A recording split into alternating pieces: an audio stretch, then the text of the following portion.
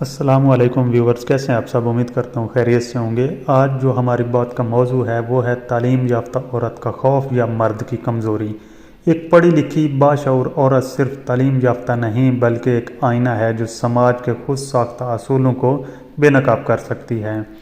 ایک عورت کا علم، اس کا حوصلہ اور اس کی جد و جہد، یہ وہ چیزیں ہیں جو معاشرتی پابندیوں کو توڑ کر آگے بڑھنے کی ہمت رکھتی ہیں۔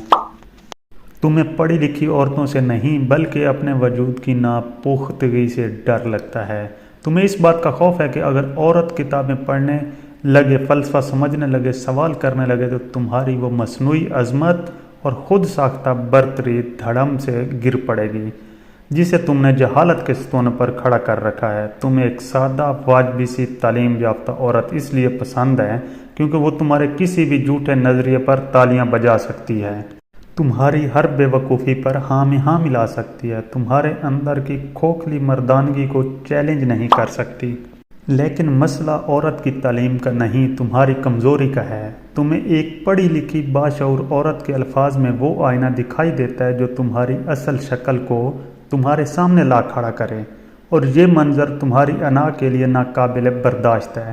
دراصل تمہاری پوری برتری صرف اسی وقت قائم رہ سکتی ہے جب تمہارے مقابل عورت اتنی بے خبر ہو کہ وہ تمہاری کمزوریوں کو طاقت سمجھ بیٹھے۔ تم ایک ایسے سپاہی کی طرح ہو جس کی تلوار زنگ آلود ہے، لیکن وہ اس خوف سے اپنی آنکھیں بند کیے ہوئے ہے کہ کہیں کوئی اسے بتا نہ دے کہ جنگ کے میدان میں وہ برہنہ کھڑا ہے۔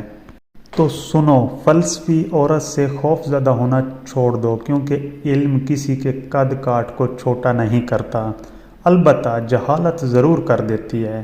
اور اگر تعلیم یافتہ عورتیں واقعی تمہارے لیے مسئلہ ہیں تو شاید مسئلہ عورتوں میں نہیں، تمہارے ذہنی افلاس میں ہے۔